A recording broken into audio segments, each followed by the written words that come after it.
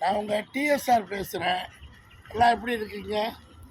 இப்போ வேலூர் காட்பாடி ஜங்ஷன், உலக famous junction. கிட்டத்தட்ட காட்பாடி ஜங்ஷனில் நான் ஒரு 40-35 வருஷம் வந்துட்டு போயிட்டுருக்கிறேன். பாம்பே போகும்போதுனா காட்பாடி வழியாக தான் போகணும். வேலூருங்கிற பெரிய சிட்டி இருக்குது. பட் அந்த சிட்டியை விட ஜங்ஷன் வந்து காட்பாடி தான். ஸோ காட்பாடி ஜங்ஷன்னால் ரொம்ப ஃபேமஸான ஜங்ஷன்.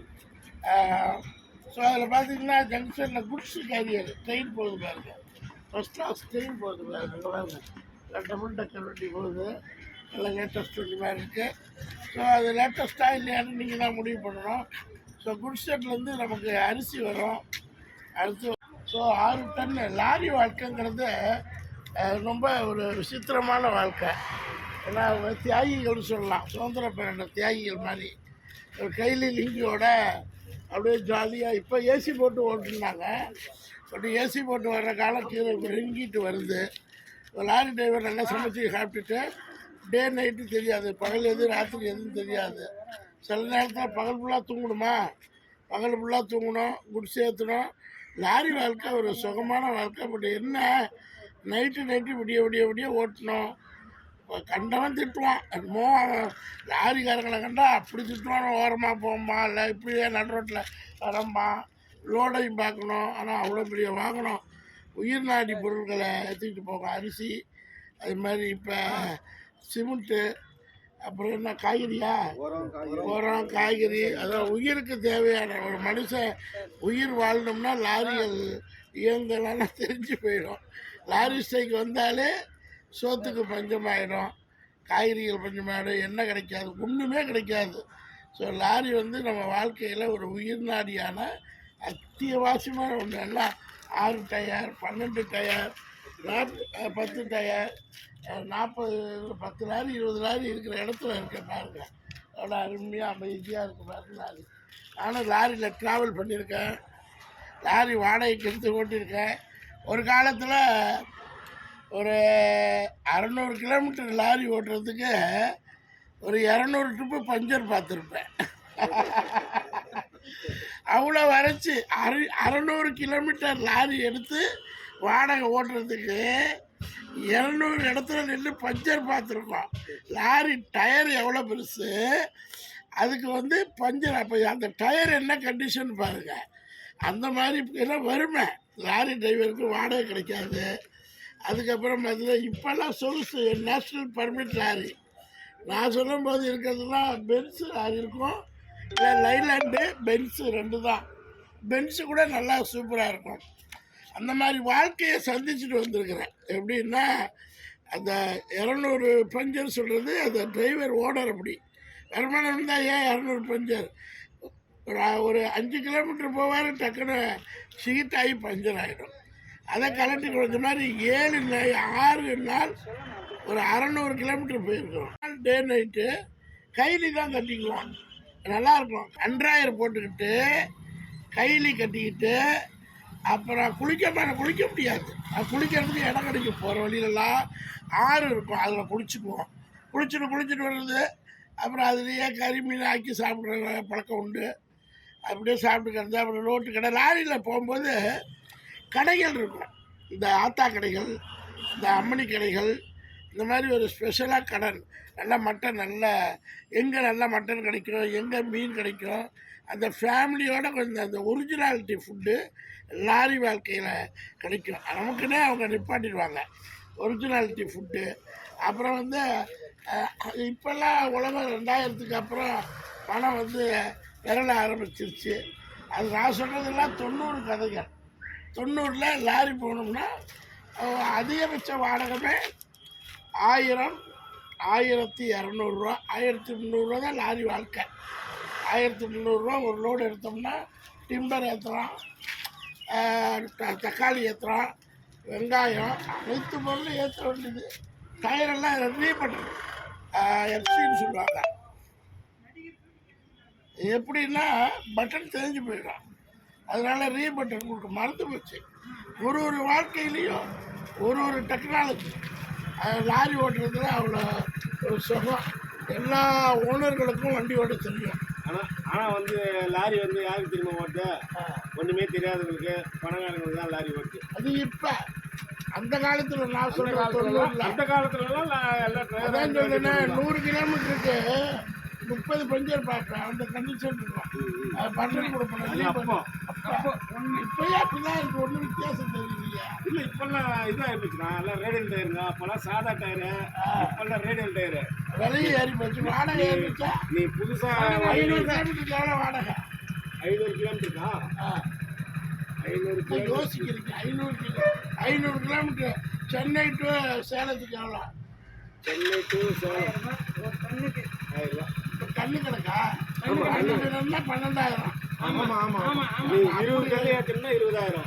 அப்படி நாங்கள் இருக்கிற இப்போ இந்த காலத்தில் வண்டிகள்லாம் மாடுவில்லாம் 26 டன் பாஸுக்கு அப்படி.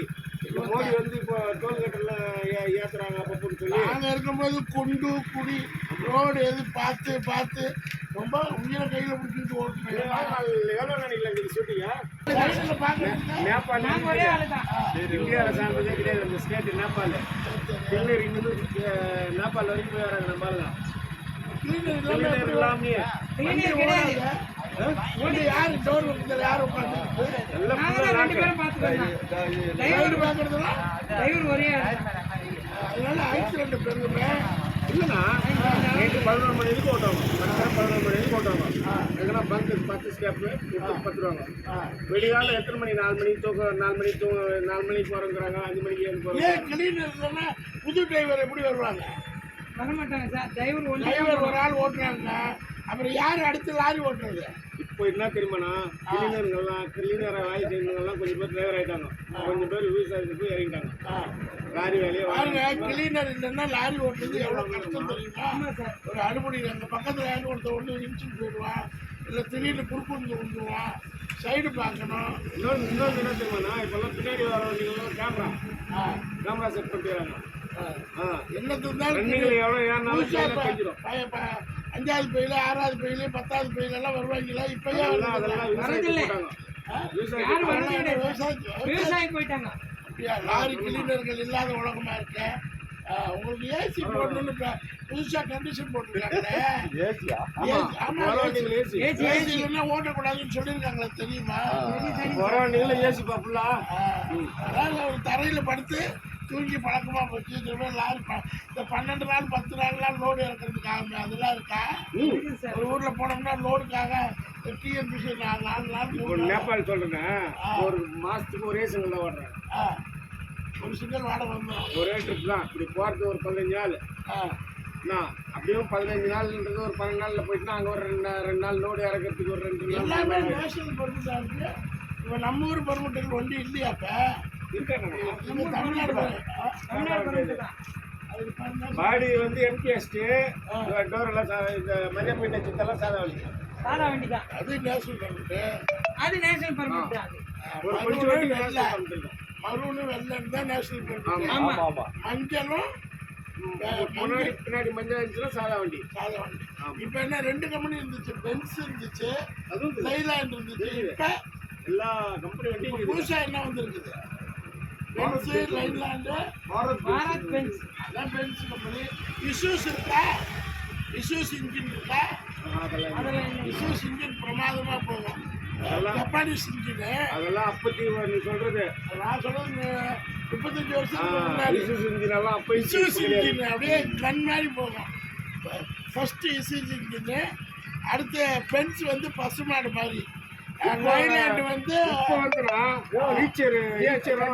பாரத் பென்ஸ் நல்லா பிக்கப் ஆயிடுச்சு. பாரத் பென்ஸ் டயரை ஊட்டிட்டு வர்றாரு பாருங்க. கிளீனர் வேலையை டிரைவர் செய்கிறாரு. உலக அதிசயம். அப்படியே எடுப்பா. இது லாரி டிரைவர் செய்ய வேண்டிய வேலையே கிடையாது. கிளீனர் செய்கிற வேலையை கீழே வராங்க. அதான் அதிசயமா இருக்கு. கிளீனர் லாரி கிளீனருக்கு அவ்வளோ மவுசுங்க. அவ்வளோ மவுசு. ஒரு ட்ரிப்பு கிளீனராக போயிட்டு வந்தா 1000 ரூபா 2000 ரூபா கொண்டு வருவாங்க. கிளீனர் வேலை கிடைக்காது. அவன் படிச்சுட்டு கவர்மெண்ட் வேலையை விட கிளீனர் வேலை வந்து மவுசான வேலை. சரி வாங்க. எத்தனை பேருக்கு இந்த துறையில் லாரி துறையில் லோடிங் அன்லோடிங்கில் இருந்தீங்கன்னு தெரியல. நான் இருந்திருக்கேன் லோடிங் அன்லோடிங்கில். கிளீனர் இல்லாத லாரி உலகத்தை நான் ஒரு 25 வருஷத்துக்கு கழிச்சு இப்போ தான் பார்க்குறேன். கிளீனர் ஒரு டயரு அது எப்படியும் கிட்டத்தட்ட ஒரு 400-500 கிலோ இருக்குமா? எவ்வளோ கிலோ இருக்கும்? 200 கிலோ. லேபர் கிடைக்கலங்க, கிளீனர் இல்லை. கிளீனருங்கிறது 3 வேளை நல்லா கறிச்சோறு சாப்பிட்ற ஒரு இது என்னது பதவி. லாரி கிளீனர் அவ்வளோ அழகாக இருக்கும். லாரி டிரைவர் ராஜா கண்ணனு சுருளிராஜு சாரும் சிவாஜி சாரும் ஒரு படத்தில் நடிச்சிருப்பாங்க. ஸோ கிளீனர் கேட்டால் கிளீனர் இந்தியாவிலேயே இல்லை, தமிழ்நாட்டில் மட்டும்தான் இல்லையா? இந்தியா ஃபுல்லாக இல்லையா? இந்தியா ஃபுல்லாக கிளீனர் இல்லை. இப்போ பாருங்க ஒரு டெக்னிக்கலி அவர் எவ்வளோ அழகாக கூட யூஸ் பண்ணி 2 பேர் செய்ய வேண்டிய வேலையை டிரைவரு அவரே செய்கிறாரு. எப்படி ஏற்றுறாங்க அதெல்லாம் எடுப்பாங்க. கட் பண்ணிட்டு பாரு எவ்வளோ அழகாக காடு பத்துறங்க காடு அப்படியே ஒரு நிமிஷத்தை காமிப்பா. எவ்வளோ அறிவு! இதையே 40 வருஷத்துக்கு முன்னாடி செய்யலை. இருந்தாலும் கிளீனர் இல்லாத லாரி ரொம்ப கஷ்டமான வேலை, டபுள் வேலை. அந்த சம்பளத்தையாவது கொடுத்துருவாங்களா? கொடுத்துருவாங்க சார். கிளீனர் சம்பளம்னு நீங்கள் போட்டு வாங்கிக்கலாமா? ஓ, டபுள் சம்பளம். நீங்களும் அதுக்காக தான் கிளீனர் எல்லாம் விரட்டி விட்டுருக்கீங்களா? அப்படி இல்லை சார், யாரும் வரதுல சார் இருக்கலாம். ஏன் டிரைவர்கள் புதுசாக வர்றாங்களா? டிரைவர் வந்துடுறாங்க, அவங்க எப்படி கற்றுக்குறாங்க லாரியை? அவங்க வந்தோட டேரெக்டாக எல்லாம் போயிடுறாங்க. இன்னும் வந்து கில்லர் எல்லாம் வந்து நம்ம செய்யலாம். ஆமாங்க, கிரீஸ் அடிக்கணும், கிரீஸ் அடிக்கணும், வண்டி கழுவணும், டயர். எப்படி எதிர்காலம் வந்து கிளீனர் இல்லாமல் டிரைவர் உலகம் வரும்? எதிர்காலம் என்ன ஆகும் கிளீனர் இல்லைன்னா? இப்போ நீங்கள் டிரைவரு, புதுசாக வர்றவரும் டிரைவராக தான் வருவாரா? ஓ, அது யார கில்லர் வந்து வண்டி காட்டுறது அதெல்லாம் எதுவும் வேலை செய்யறது சரி. ஓகே, பரவாயில்ல. பார்த்துக்கங்க. ஒரு 30 வருஷத்துக்கு அப்புறம் ஒரு ட்ரெண்டிங் கிளீனர் இல்லாத லாரி ஓனர்ஸ், லாரி ஓட்டுநர்ஸ். அதிசயமான வேலை. அது மாதிரி செய்கிறாங்க. புக் பண்ணிட்டீங்களா? ஓகே, பாய்.